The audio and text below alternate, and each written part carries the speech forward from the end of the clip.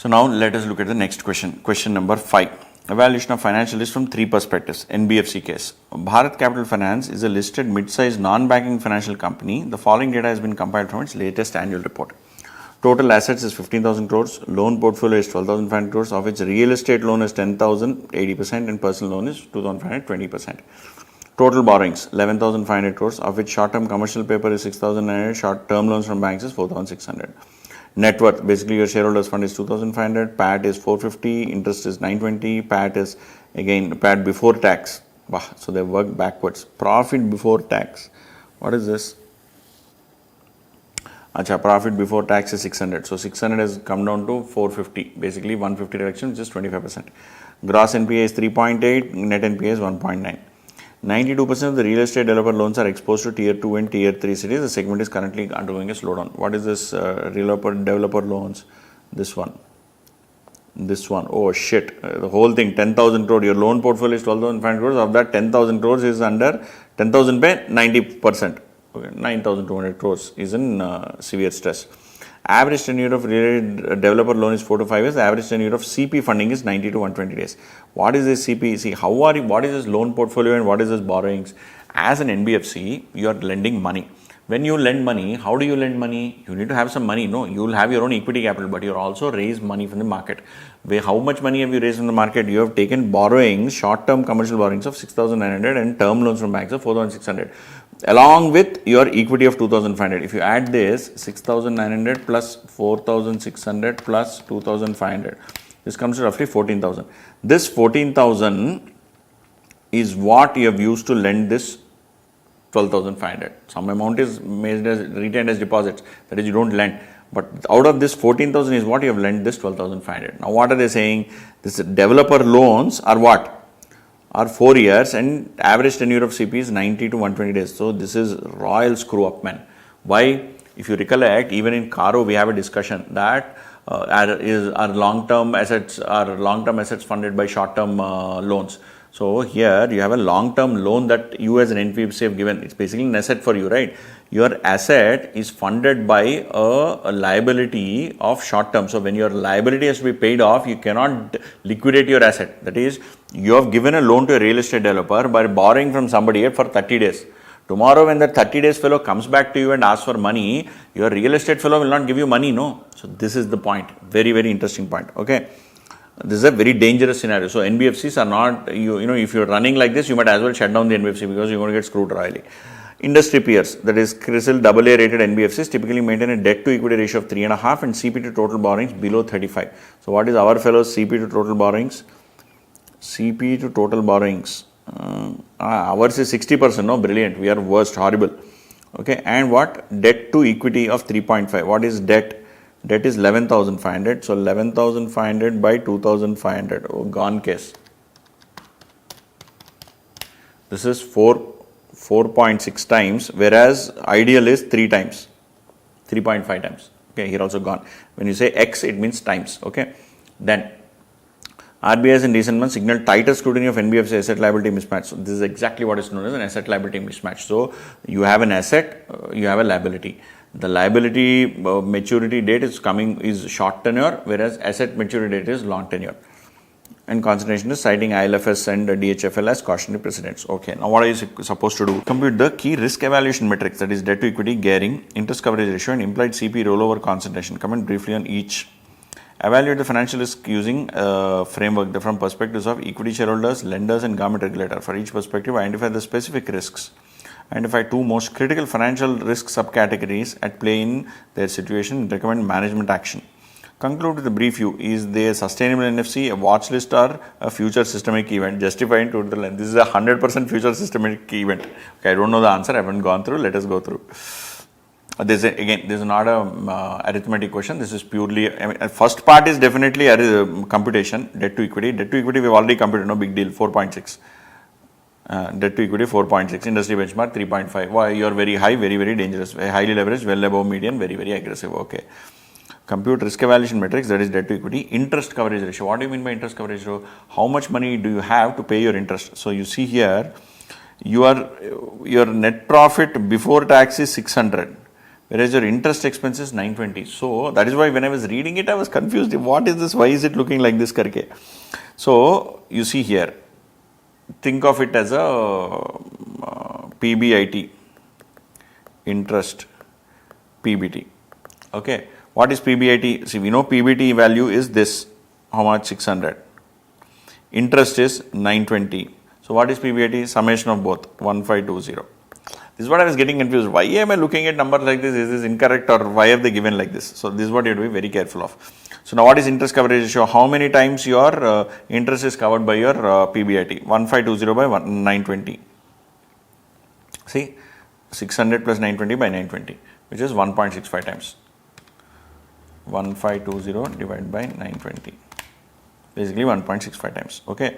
Ideal benchmark is 2 times and above. So have they mentioned anything? They haven't mentioned. Anyway, ideal benchmark is 2 times. Typically your profit should be twice your interest expense. Then CP to total borrowings, you're screwed. 60%, ideal is 35%. They themselves said somewhere 35%, no? This is a very, very dangerous scenario. Severe ALM mismatch, that is asset liability mismatch. We are going to be discussing about this even in the interest rate risk management chapter. Okay, there we are going to talk about duration gap and a bunch of other things. So there, long tenor assets funded by short tenor liabilities, exactly what I told you before we started this. Then real estate concentration, it is 80%, which is your 10,000 out of 12,500 is in real estate. Typically, you have sector-wise limits. Sector-wise limits in banks are very small. I think they'll have 10, 12, 15, 20, at the most 20. In NBFC, they may be slightly relaxed.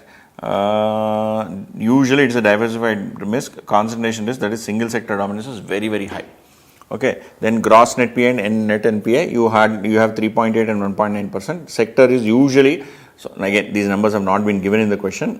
Cloud hallucinated and generated them on their own. These two numbers, what I've highlighted on green. So sector-wise numbers are usually much lower. Asset quality below sector standards. If you get a question in exam, you'll be ideally given all this, so don't worry about it. Then 3 perspectives of risk evaluation from equity shareholder. So there are 3 perspectives: equity, government, and your debt. Equity guy, what is the problem?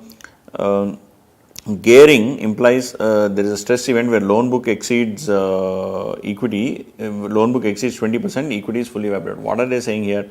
See, you are low capitalized, 2,500 is your equity.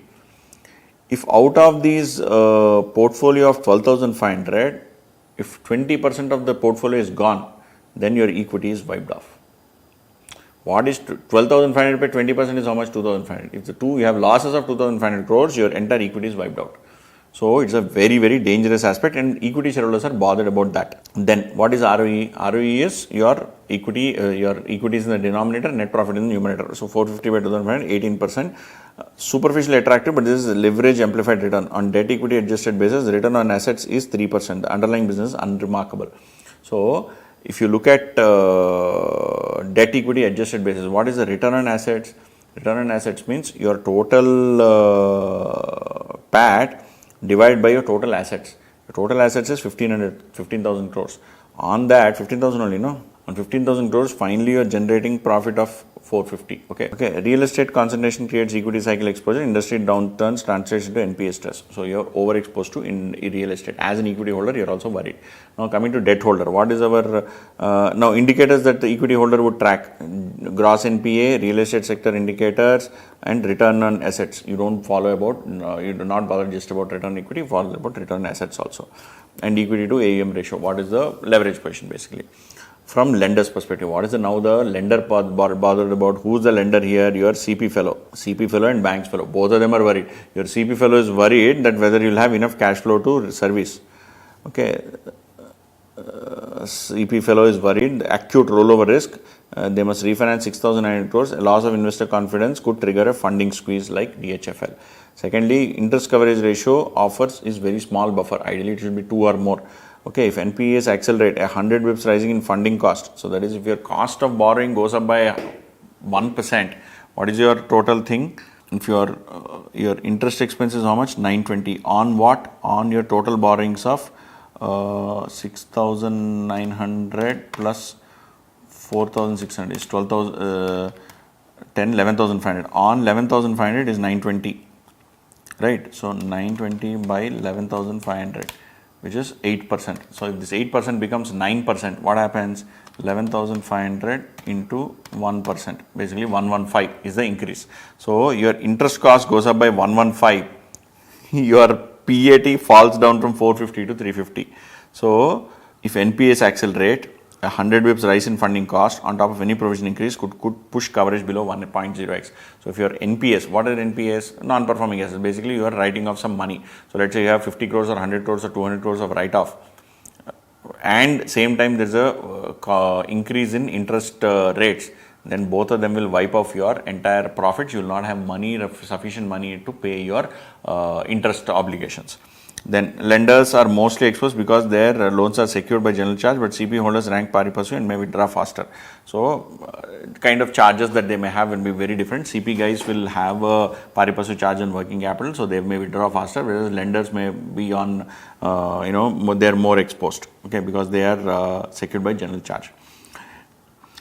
Indicators the lender would track: CP rollover spreads, rating action, mutual fund redemption pressure on debt schemes, and quarterly ALM gap report. So every quarter people have to check what is the gap in ALM. From government's perspective, for BSFL, 4,600 crores of bank loan outstanding, default would impair multiple bank balance sheets, correct, no? And 60% CP exposure to debt mutual funds whose investors face MTM losses, default would trigger redemption panic across NBFC debt fund category. So what is this debt fund wala logic? Where is this NBFC going to raise money from? Who's going to invest in a commercial paper issued by an NBFC? People who have money. Who are the people who have money? Not you and me. Okay, we can't invest 5,000, 6,000 crores. People like us put money in debt funds, money market funds. You're going to learn about all of this or you've already learned about all of this in the mutual fund chapter. That debt funds, money market funds, or the other fixed income instrument funds, they will come and invest in CPs like this. Now, if this CP rollover doesn't happen or there is a default of this CP, then those funds will go under loss. If those funds go under loss, everybody will start redeeming the debt mutual funds, which will trigger a system-wide panic. Okay, then real estate concentration list, links them to a broader real estate slowdown, already a sectoral concern. So government is also very bothered about this over exposure to real estate. These do ILFS and DHFL. President demonstrated exactly how a failure can cascade into banking system, debt mutual fund industry, and ultimate real economy. Indicators that RBI would track: systemic interconnected scores, LCR, liquidity coverage ratio, behavior ALM gaps, large exposure to real estate. Very, very deep concept, right? Very interesting. Then two most critical financial sub-risk categories. So they've asked that, no, what is the last part of the question? Identify two most critical financial subcategories and recommend management actions. What are the two most? One is ALM boss. ALM, basically your liquidity risk. Asset liability management is basically you don't have liquidity. Liquidity risk. Liquidity risk arises from mismatch in cash flow generation patterns, most prevalent in banking style businesses. This is a textbook case. 4 to 5 year asset tenors funded by 90 to 120 day liabilities. Gap between asset and maturity and liability is single most existential risk. Reduce CP share from 60% to 35% by trimming out funding via NCDs. So basically raise NCDs to repay and instead of having these CPs. Okay. Establish committed bank lines for emergency liquidity. Build a liquidity coverage ratio buffer of 100% for next 60-day outflows. What is this is? Basically you always have liquid cash with you for next 100 days CP repayments. Then implement daily behavioral ALM gap monitoring with hard limits at ALCO level. ALCO is Asset Liability Management Committee. So this again is not required for you. So every day you monitor it. Okay. Then second critical risk counterparty. If the real estate developers are gone case, then you are screwed. If real estate developers anything happens, the company is gone. Okay. So BSF borrows a real estate developers and they identify the counterparty risk, including failure to obtain resources to complete the project. Precisely the situation that developers face. Cap real estate loan at 50% of the loan book. Tighten developer credit appraisal, registration, escrow accounts and all. Move provisioning policy from regulatory minimum to expected credit loss methodology with sector overlay. What do you mean by that? Don't keep providing based on standard, substandard and whatever asset quality. No. What is going to be the expected credit loss? We are not taught this at CA level, but this is a way in which you figure out what is the credit loss expected and then make provision based on that. Don't go by basic minimum provision of standard asset, substandard asset and all of that. Establish a stressed borrower workout team to manage the existing portfolio actively. That is, if there is a stressed borrower, so you need to have a set of people to manage such kind of borrowers also independently. So finally concluding, bordering on systemic risk. This is exactly what I said when I saw this. The fundamentals, GNP of 3.8 are not yet alarming, but the structural fragility of 4.6 times gearing, 60% CP funding, 80% real estate, 1.65 interest coverage means a single trigger event, that is a peer default, rating downgrade, major developer bankruptcy could escalate into a DHFL style funding crisis within weeks. The next 12 to 18 months will determine whether the bank NBFC can recapitalize and restructure or join the cautionary list. Now, examiner notes. They said cautionary list. What did they exactly ask? Management action conclude what is candidate for future systemic event justifying 2 or 3 lines. Yes, it is they are very dangerous situation. And now what is examiner notes? Evaluation of financials from different perspectives. One of the least tested topics. Most of the students think of computing war. That is how generally all of us look at the problems. This question forces them out of computational mode into perspective taking, which is actual essence of risk management framework. Common pitfalls: student mix 3 perspectives. What they should do instead of what the company should do from an equity holder perspective instead of what the equity investor sees. Discipline of whose am I looking through is a central test. 2 most critical risk subparts student into picking: interest rate or currency risk. Both red heading yes. Interest rate is one risk, but it is not necessarily the thing. The case is fundamentally about liquidity and counterparty. It is not, even though interest rate is thing, that is not the major risk. Here it is primarily liquidity. You have an ALM mismatch and you have counterparty. One real estate guy gone, you are gone. Okay, the concluding view tests whether the student can hold all threats together into a single integrated judgment, the highest order skill ICAI now asks for. Basically, if they want to ask some question like this is what they can ask, right? Again, this is also a very deep question, theory question, but genuinely, I am really liking these kind of questions because there is a thought behind this. I don't know if how you people are viewing these questions, it looks too much above my head and all of that, but believe me, when you read things like this is when you will understand what I am studying versus what actually it applies in real life. There is such a brilliant direct linkage to these kind of high quality questions.